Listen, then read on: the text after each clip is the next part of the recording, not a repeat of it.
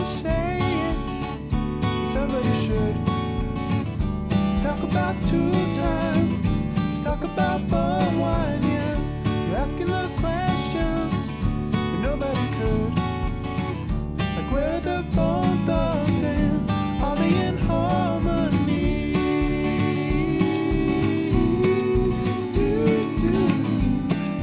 Help for Snowman. All right, everybody, we're back. We're continuing from our last episode when we did all the video game instruction booklets. I wasn't sure, because I was like, I don't know. Whenever I do an episode of this program, I'm never sure if I like it or not. And I often sort of have only hazy memories of what was said. Like I go into a fugue, an artistic fugue. Let's just call it that. Why not? Why the fuck not? I go into an artistic fugue when I do this, and then I don't know if I did a good thing or if I even did a thing, or if it's just crap. But you know what I mean? This is the enemy of any art. Doubt. Because you know what? And I do have a recommendation actually. If someone's feeling like I kind of stole this idea from writing mentor Tom Spanbauer. So he famously at some point told Chuck Palahniuk to, Chuck was working on a book and Tom Spanbauer gave him something to read. And Chuck took it home and he was reading it, and he was a pretty voracious reader. And he's reading it and he's like, this is terrible. This is a terrible book. I hate it. I cannot believe that this was published and blah, blah, blah, and, acclaimed and whatever. And he brought it back and he wasn't sure how he was supposed to react to it, but he hated it so much that he just kind of told Tom and unloaded like, I don't get it. Like, this is horrible. And it was so painful and whatever. And Tom was like, I know. That's why I had you read it, because I wanted you to understand that this counts. That this is a book somebody wrote. It sucks, and it still got published. It's still a book. You know what I mean? So if you can do better than that, you've got a chance. And you can do better than that. It's a very Mr. Miyagi moment, isn't it? Like isn't it like a great little writing workshop tale of like, oh, I tricked him into reading this book. Now, I don't know what the book was. I'm suspicious. When I worked with Tom, he told me to read this book called The Beastly Beatitudes of Balthazar B. by J.P. Dunleavy. Now, maybe this is the same book. Maybe this is the book that, he also told Chuck to read to kind of boost his self-esteem, I guess. But it also could be a genuinely good book. I've never found out what that book is. And that's probably one of the big questions I would want to ask Mr. Palahniuk, if he'd be willing to answer. Even if it was like an interview and I was like, I'm just going to hold up a book. And if this is that book, you could just nod your head, or, you could make no indication, and we'll just go on from there. I had the same thought, though, the other day when I was, for a project, I was watching a horror movie from like the 1930s, and I guess it's like a sort of a version of Edgar Allan Poe's The Telltale Heart. And I'm watching this fucking movie. It's like 45 minutes long, and it's interminable. Because here's what happens in the 30-ish minutes I've watched so far. There's a guy who lives in a house. Like an apartment, and there's an old man who lives next door. And the old man comes over and has a fucked up looking eye. And the guy kind of keeps seeing the eye, he's like looking at a book and then the eye is superimposed over it. And he's like, I can't sleep. Then some lady comes over, and it's the next day, and she's like, don't go to work. Let's have a picnic. And then we have about 5 to 7 minutes of them, walking around in a little forest, a tourist, if you will, because it's about half the size of a forest. then they're like rowing a boat down a stream, and all these things. And I'm watching this just like, and there's so much of this too. There's so much of her saying, let's go on a date. And he's like, okay. And then fades into the next shot, which is them going out the front door. And then that fades into them being at the forest, and it's like, what am I watching? How is this a movie? Like, nothing has happened. Nothing. I don't know where this is going. I don't know anything spooky is going to happen. And it's like, this is before filmmakers realize that, like, maybe you should do something to capture people's attention. Maybe forcing me to wait and build anticipation because, there must be something in here. Maybe that worked way back in the day. Because I always thought, like, classic film must have some, any film that was made in the 1930s must have something going for it, because it seems like it must have been a tremendous effort to make a movie back then. Like, it must have been so much more work than it is today. It would be so easy for me to make this exact movie today. I mean, it would take an afternoon, maybe. So I always assumed, like, classic films, it was like, well, they must have something worth doing. But now, after I've seen a couple of these, I'm starting to think maybe it was like, well, the novelty of people just seeing something happen on film will be enough to carry most people through. So we don't actually need a story. I'm starting to be suspicious that that's the case, and that's how this works. So anyway, though, I was watching the movie and just thinking, like, if I taught it like a film class, I would make them watch this film. And I would be like, okay, now let's talk about what happened, in this scene, then this scene, then this scene. And, like, a lot of that was unnecessary, right? It was just scene setting or whatever. And then be like, I wanted to show you this movie because I want you to know that this counts. This is a movie. And so if this is a movie, certainly you guys can make a movie.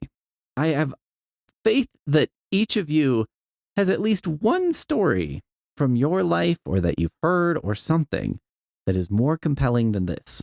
And that you wouldn't make me sit through 30 minutes of absolutely nothing. I mean, maybe back in the 1930s, it was like, I would sit through that because I would be like, something's coming. You know what I mean? Because maybe I hadn't been disappointed by movies in the 1930s. And I'm like, I mean, there is some novelty to just a movie happening, and so when I'm watching Telltale Heart and there's just a scene where the guy and the lady sit down at a piano and she sings a little song, I'm like, well, this is worth watching. I understand my life is finite, and I still, I'm glad that I'm spending that finite life doing this. Anyway, so I guess, maybe, if nothing else, maybe this podcast can serve as like a hundreds of episodes long, that counts sort of thing for someone else. You know what I mean? Maybe someone's thought of doing a podcast and is like, I don't know if I have anything to say. And I'm like, I'm doing my second episode reading out aloud from NES manuals. And they would be like, well, I don't know if I have a lot to say, but I have more than that to say. So without further ado, we left off at the L's and we are in the M's with MC Kids, which is a McDonald's related game, I believe. It says here, getting started. Insert the MC Kids, that's pronounced MC Kids cartridge. And how else would you say that? Oh, Mick Kids? Would they hate if people said it Mick Kids? Because wasn't that everything back then? Mick this, Mick World? Okay, story. While spending the night in their tent, Mick and Mac decided to read about Ronald's adventures. There's no mention of who the fuck Ronald is. I mean, he's got to be all over the case, right? Oh, one sunny day while Ronald McDonald is performing magic tricks at a picnic, Why would you have the first instance of his name just be Ronald and then the second be Ronald McDonald? Wouldn't it make more sense to say, while spending the night in their tent, Mick and Mac decided to read about Ronald McDonald's adventures. One sunny day, while Ronald is performing magic tricks at a picnic. Wouldn't that make way more sense? The Hamburglar runs off with Ronald's bag of magic. First of all, I was not aware that the Hamburglar just stole everything. He's the Hamburglar, which, by the way, one of my favorite characters from fiction. I think the idea of the Hamburglar is very funny. I don't know why. I mean, this was like a thing, I guess, in, I don't know, probably the 80s, right? Where it was like everything was a criminal. The Cookie Crisp guy, the Cookie Crook, was that his name? And the Cookie Cop, and it was like the cop is trying to prevent the crook from stealing cereal. I guess, I don't know, it was just something was in the air where advertisers were like, you know what we should have is like a low-level criminal. That would be a good way to advertise this. You know, people are so desperate for it that they'll steal it. But I guess he stole Ronald's bag of magic, which also I did not know was a thing Ronald had. There seemed to be many. I could probably make several sort of sexual jokes about that, but I'm not going to. I think that's beneath me. I say that as a person doing a podcast talking about NES manuals. It's beneath me. So that means it's pretty goddamn low. The Hamburglar is hiding in the worlds of McDonald Land. I didn't know there were multiple McDonald Land like realms. Midgard of McDonald. Mid McDonald Guard. The MC kids must collect the puzzle cards for each level to track down the Hamburglar and return the bag of magic to Ronald McDonald. Keeping them from their quest is a variety. Okay, hold on. So now we're collecting puzzle cards, not mentioned till now, in each level in order to, that somehow helps us track down the Hamburglar, which then would get us the bag of magic, which then we return to Ronald McDonald. This has way too much plot for, a McDonald's commercial game.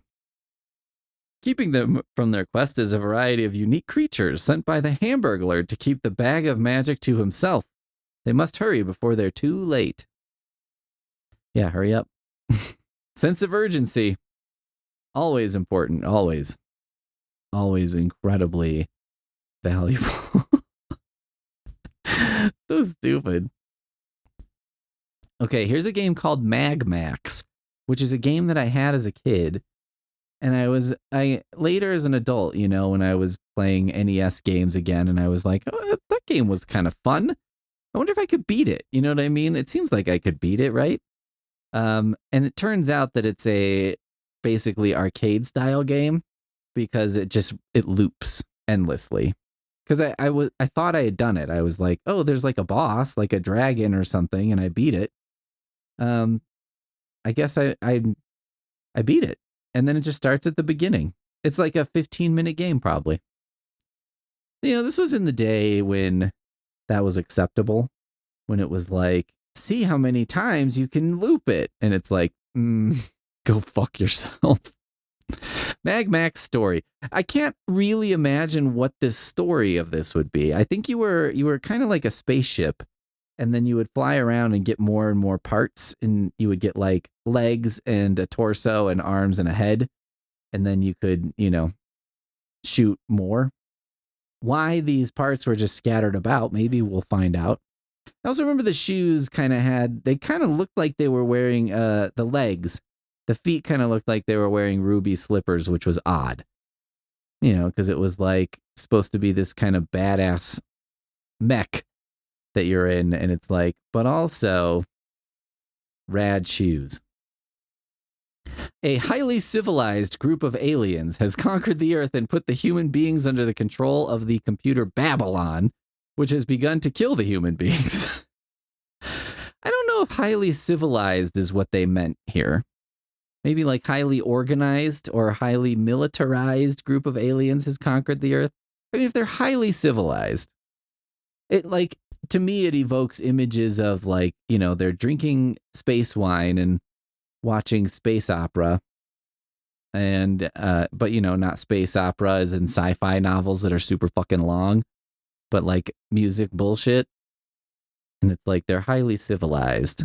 Oh, we'll put this computer Babylon in charge, and it just starts killing everyone. And they're like, well, what are you gonna do? I'm going on safari. I don't have time for this. By the way, Foodmaster Flex was watching this documentary this weekend about, and part of it was around this guy and his wife who would go on safari all the time. I mean, I'm not like the biggest animal rights person or whatever, but safari? Come on, fuck off with that shit. Are you kidding? Like, you're gonna go all the way to Africa and then to blow away an animal. That seems crazy to me. Like, what? And I mean, it doesn't seem like, okay, if you're in like the Ernest Hemingway days, I feel like that's different. Or like if you're camping out on the savannah, you know what I mean? You're in a literal tent. And you're like, I don't know, this is a little dicey. I mean, sure, you've got like guns and stuff, and it's like good chance that you could get yourself out of a situation, but at least there's something to that. There's a level of adventure to that. I don't really consider being on like a modern airplane for a few hours and then driving around in a Jeep and then blasting an animal. I'm like, I mean, what kind of adventure is that? You know what I'm saying? And like, even if you're not like an animal rights person, I don't know, like I don't spend as much time as I probably should thinking about that shit. But even I'm like, that seems unreasonably cruel. Like, how much joy could you possibly get out of that versus, ending an animal's life? You know what I'm saying? Like, it doesn't really seem worth it to me to do that. And it's like, well, it turned out he was like a crazy asshole. And I'm like, yeah, no shit. No fucking shit. And it was I think it was like a dentist, which I remember being a big story. I think there was some other dentist too who got in trouble because he was like going on safari and stuff, posting it on social media. And, I'm just like, hey, dentists, like, we all know that you're charging us way too much money, but like, if you're traveling to Africa just to shoot an animal, I don't know. You know what I mean? It's like, if your dentist is going on a deer hunting trip, I don't know. You're kind of like, well, I don't know. Maybe that's just kind of like a backwoods, rural kind of activity. Maybe that's his background. Who knows? Maybe the dentist is a woman. Did you ever think of that? Okay. In order to stop the aliens, the people developed a transformable mechanical robot named Magmax. They also chose a brave man for their rescue. The brave man is about to depart to the ultimate battle with the aliens in order to save the human race. There's no name for the guy. They just keep calling him the brave man. Magmax is an action game fought with a transforming robot. The player can transform himself into a robot, increasing the power as he builds the robot to fight against more than 30 different enemies. Now get ready for the ultimate battle against the gigantic mechanical monster Babylon. A brave man. I wish, like, I would love to have written these, because I just want to put something in there like, well, he's not brave, but I mean, he's okay. You know what I mean? We all have our flaws. He's not flying to other countries to kill things. Here's a game called Master Chu and the Drunkard Who, H-U. Introduction. Return to a mythical time in the Far East when the legendary Siamese twin Shiva, god of destruction, cursed your village with fearsome evil spirits. I like how this is a you, like a second person. Return to a mythical time in the Far East when the legendary Siamese twin Shiva, god of destruction, cursed your village with fearsome evil spirit. Yes, we're all familiar with this story, with even some of the elements of it. Despaired by repeated failures to drive out Shiva's evil demons, your best friend's Master Hu has turned into a drunkard.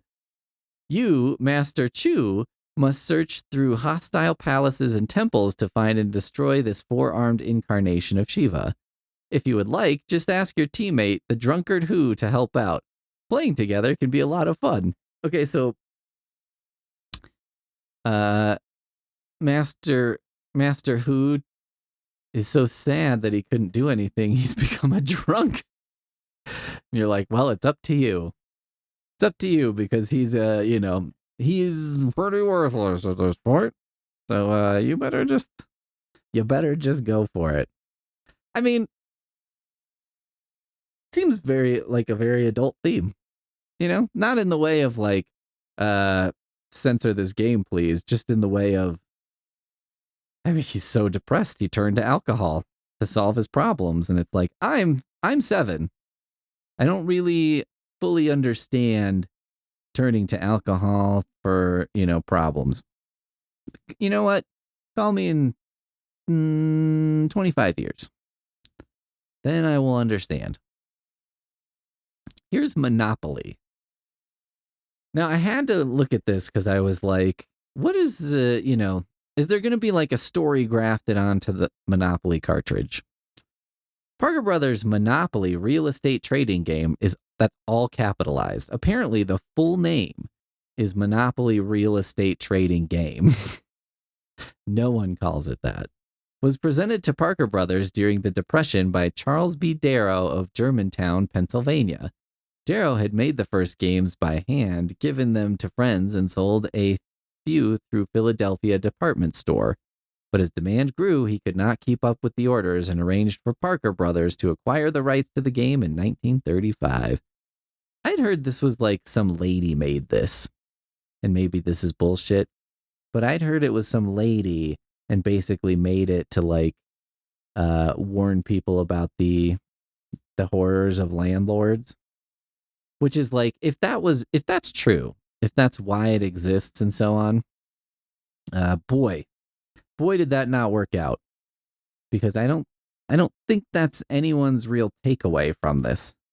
It's kind of more the takeaway of like, I hate this game 4 out of 5 times because you lose 4 out of 5 times, but 1 out of 5 times when I'm winning, I am going to crush my enemies into dust because I've been crushed into dust. I mean, I guess in that way, it is a realistic depiction of how capitalism turns us all into monsters. Because when it's my turn to take advantage, you better believe I'm going to. Since then, it has become the leading proprietary game, not only in the United States, but throughout the Western world. It is published under license in 32 countries and in 23 foreign languages. I like how this is like a lot of the licensing history. Like, anyone gives a fuck about that. Give me a break. This Nintendo Entertainment System version of the Monopoly game conforms to all the rules of the board game and some of the rules used in tournament play. Oh my God. Can you imagine being in a Monopoly tournament? You know how like in chess tournaments, people will get frustrated, or like Street Fighter tournaments, because they'll be like, you're not playing the game correctly? I am sure that's what would happen to me in a Monopoly tournament. How crazy is it to play a Monopoly tournament, though? I mean, if there's ever been a game that relies extremely heavily on luck, why? What would be the point of that? I like how everybody I've ever talked to about Monopoly is like, I know the strategy to win Monopoly. And you're like, okay. And they're like, you just buy everything you land on, as soon as you can. I'm like, wow, that's an amazing strategy. The beauty of this version is that the computer acts as the banker and takes care of all the accounting and money management tasks, which speeds up play and prevents mathematical errors in the high finance department. Players are advised to read the basic Monopoly game rules at the back of this book to learn or refresh the basics. Then play a test game consisting of human players only while you familiarize yourself with the particulars of play on the Nintendo Entertainment System. Then you'll be ready to play against the 8 fast-playing, sometimes ruthless computer opponents. Okay, so they're like, all right, put this in your Nintendo, read the instructions for the game Monopoly, the board game. Then do a practice game. Should only take 5 hours. Then you'll be ready to play against the computer opponents, which I never trusted. Like as a kid, I was always like, wait a minute, but the computer's the banker and the computer's rolling the dice. Couldn't the computer just give the computer opponent whatever it wanted to? You know what I mean? Isn't that worse? At least if it's another guy and he's rolling dice, I'm like, well, I saw the dice roll. You know what I mean? Unless he's got the powers of the character Ghost from the novel Shella by Andrew Vox. There you go. That's a reference for you. He probably can't roll dice to get whatever he wants. But the computer, I'm like, yeah, I mean, it's just a picture. It's a picture of dice. Neon dice. Note, too, that we've created a special series of 8 wheel and deal preset games. These 4-player game setups assume that players have already acquired certain properties and assign all players a certain amount of cash, which varies from scenario to scenario, so they can cut to the chase and begin the game at the high-stakes trading level.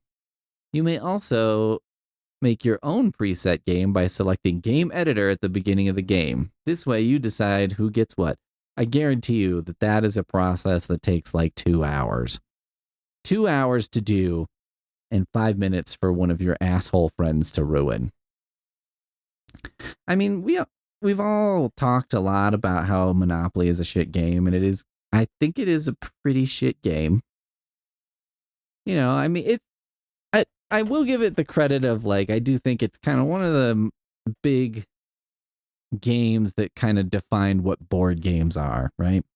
You know what's funny about board games on the Nintendo, though? Like, as systems have evolved and stuff, I get it. I get the idea of playing a board game on, Nintendo Switch. Because, like, yeah, you don't have to set it up. You don't have to do math. You don't have to do anything. But on the Nintendo, it was, like, such a pain in the ass. I was like, you might as well just fucking play the board game. Because at least that way, you're not having mistakes because you pushed the wrong button. You know what I mean? Or you're like, I don't know which button to push, or like a timer runs out that you didn't even know was there, and then it just does a thing. So, you don't have to deal with that. All right, here's a game called MTV's Remote Control. I had no idea this was a game. Welcome to MTV's Remote Control. Now you can play MTV's ridiculous trivia quiz game show on your Nest system. MTV's Remote Control will challenge your knowledge of classic TV sitcoms, rock stars, celebrities, and rumors, as well as soaps and cop shows. So try to upstage and outclass your friends, or favorite NES opponents with the results of your years of cultural research in this irreverent, fast-paced game for today's generation of TV trivia heads. And remember, if you win, you should be ashamed of yourself. Here's how to get started. Okay. Here's how to get started down the road to intellectual degradation. I like how this is from the era when we were like, TV is garbage and it will ruin your brain. And, I think we've gotten away from that. I think a lot of people are like, TV is the new novels. And I'm like, it's not. But I mean, it's fine. I'm at one of those stages of life where I'm like, I mean, no, you're wrong. And it's a horrible, the state of things is horrible, but it's fine. We don't have to fight about it. It's just, I just wanted to weigh in and say that what you're saying is not true. The mutant virus, crisis in a computer world. It's never easy. It just starts off with that and then line break. This game's really speaking to me. I gotta be honest. The way I've been feeling lately, I'm like, yeah, it is never easy. The mutant virus, crisis in a computer world. All right, I'm listening.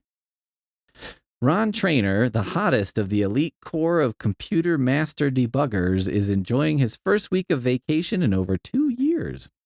He's been busy keeping CPI running error-free. In case you don't know it, CPI is what allows the world to exist the way it does. It controls everything from global databases and power grids to holographic theater software, as well as simple things like the timing of the traffic signals. This is what I'm talking about. Let's hold on. I know I talk about AI on this all the time, like a week ago, Poonmaster Flex was like, "Are you ever worried?" Because like, she's like, "You've written so much online, and like your voice is online so much, it would be so easy to deep fake you." And she's like, "Do you think you could sue if they used your stuff?" And I was like, "I don't know, man. It's never easy." But like, why aren't we using AI to power traffic signals? Wouldn't that be great? And it's like it can tell when, how long the signal should go in each direction and stuff like that. Wouldn't that be an excellent use of AI technology? I feel like that would be a great use of big data. Because I feel like if you programmed it and you're like, okay, here's the thing. We want people to get through the intersection quickly. We want as little traffic stack up as possible in all directions. And we want it to be safe. And you gave it those parameters and you're like, figure out the best way to do that. Would be like, okay, this could work.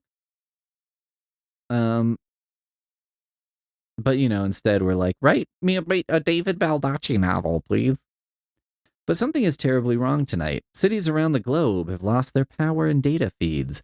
There have been several major aerial collisions between passenger liners and heave freighters, and the skyways have been closed until global traffic control is back online. The world is in a panic and the planetary government is on the verge of collapse. There's rioting reported in several areas. What's going on? Well, I mean, we know what's going on. But that's because we read the title of this. I guess if everyone's life had a title, that would be helpful. If you were born and they were like, your title is going to be Crisis in a Computer World. Then when this happened, you'd be like, okay, here it is. It's worse than you ever imagined. Someone has somehow infected the 5 most critical areas of the CPI processing center with a new vicious strain of computer virus.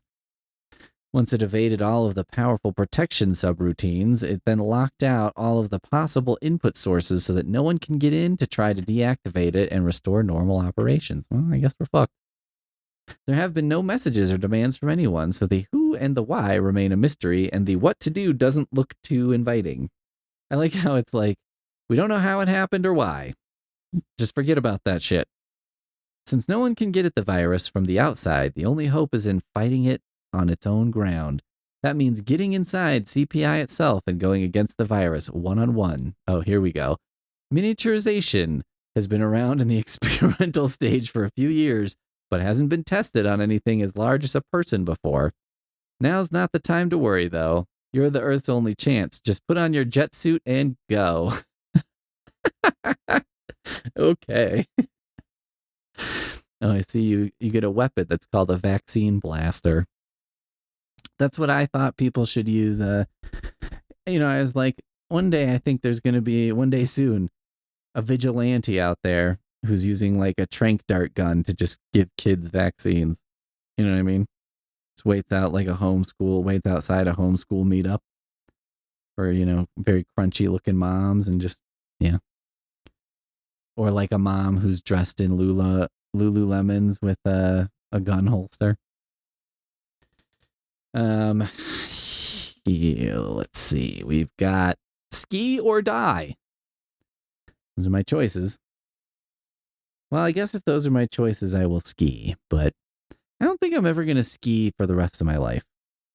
We grew up skiing and it was fun. But I'm like, I'm in my 40s. I don't know if skiing's, I haven't done it since I was like 14. So I have really no hope that would carry over to now. And I'm like, yeah, I mean, I think I would just be so concerned about wiping out. And like, here's the thing, the risk reward ratio of skiing.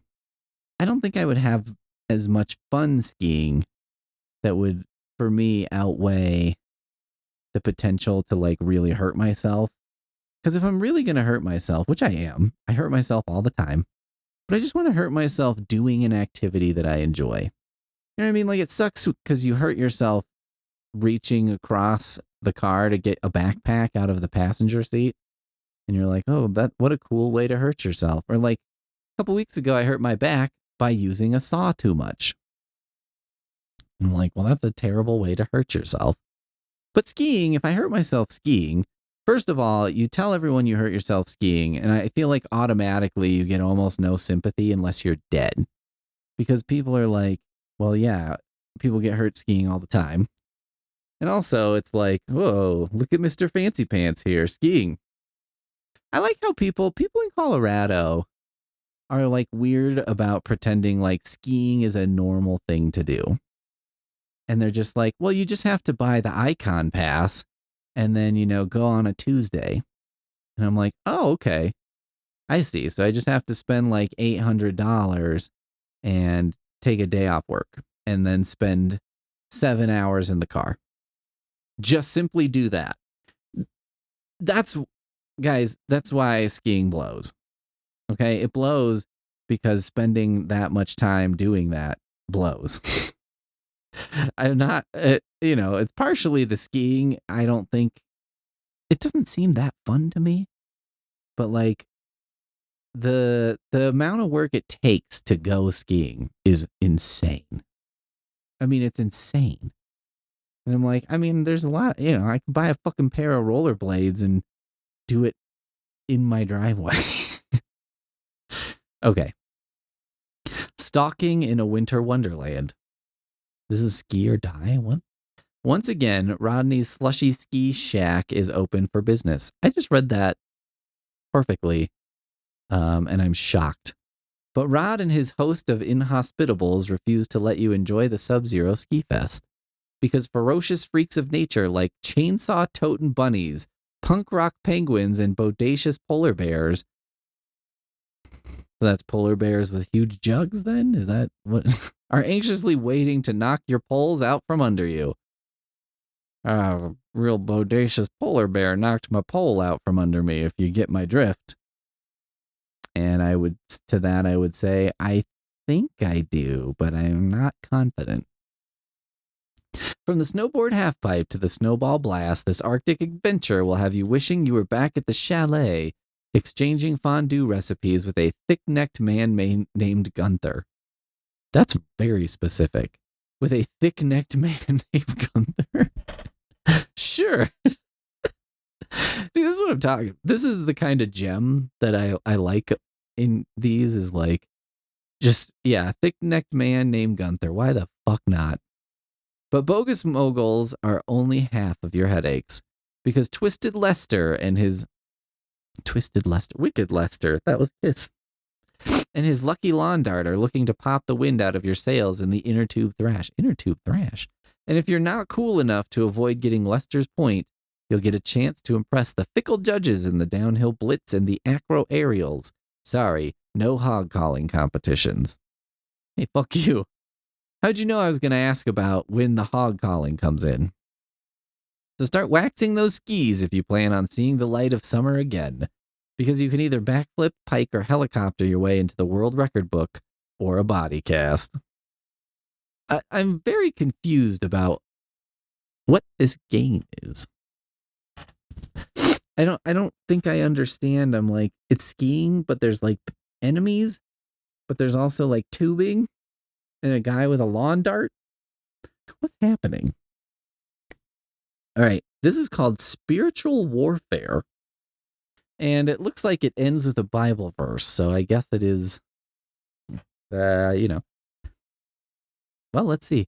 Experience spiritual warfare as you discover firsthand the whole armor of God in preparation to meet the enemies of the Lord.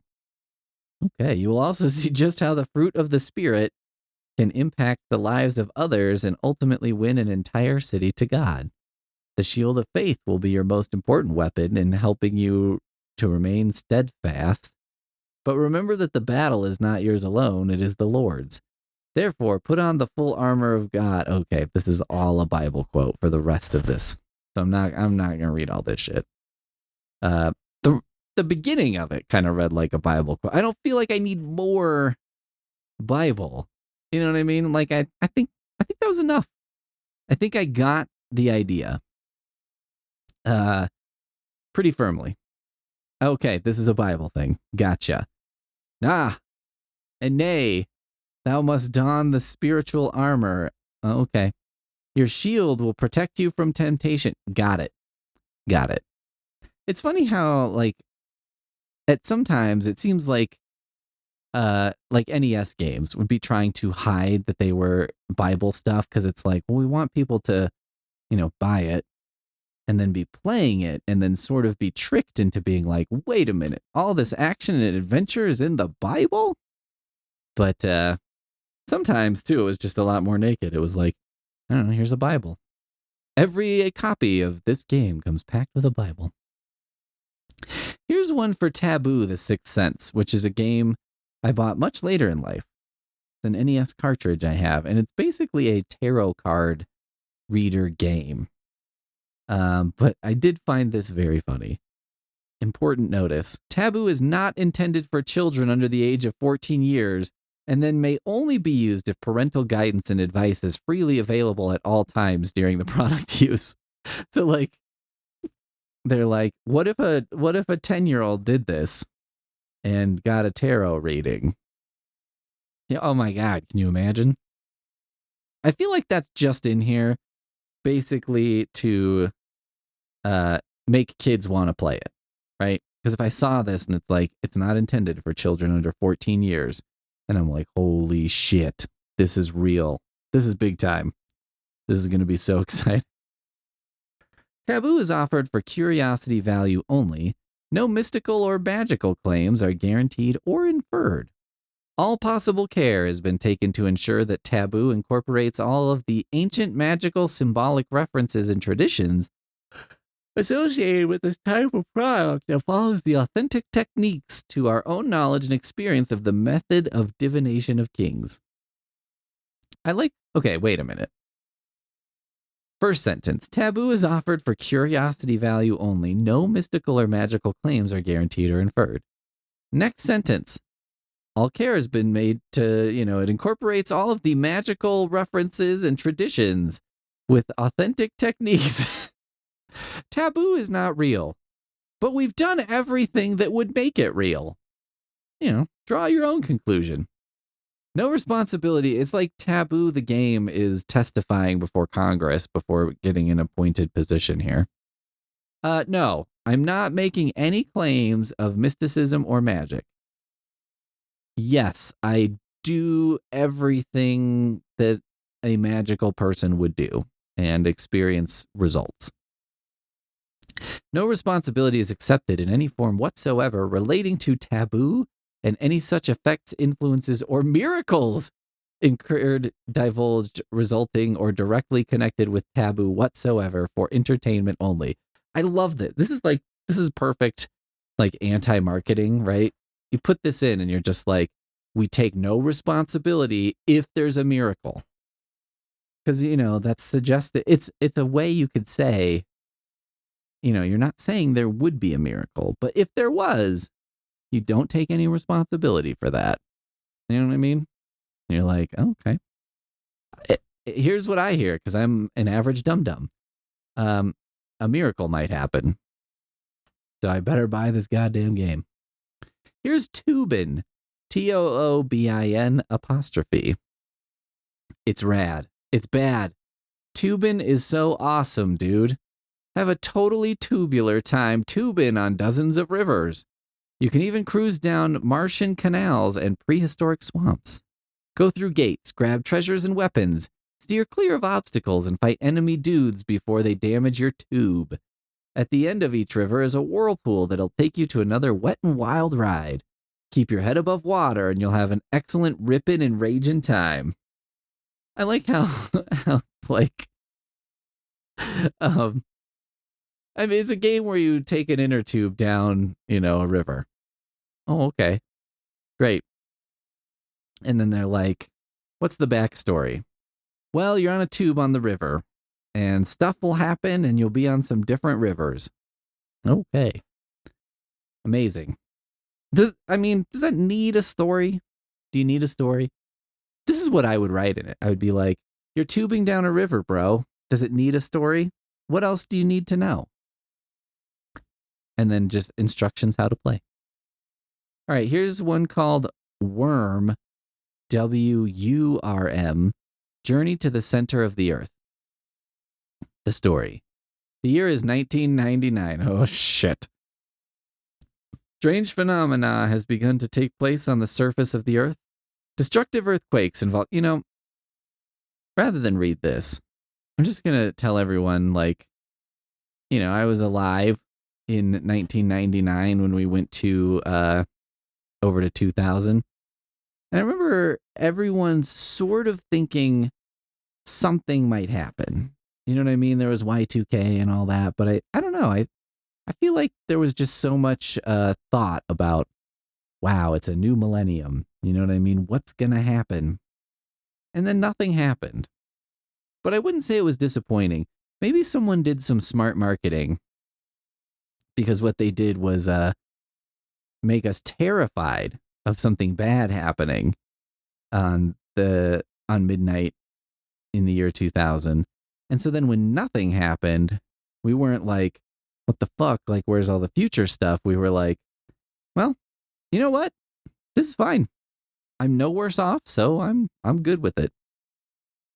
All right, here's our final one, Zombie Nation, which is a game I've played that makes no sense. And so I'm hoping that the instruction manual will shed a little light on what the fuck. I'll just tell you what my interpretation of the game is. You're like a giant severed head that like spits things or shoots things out, and everyone's attacking you for some reason. And there's a very poor setup where things that are clearly in the background do harm you.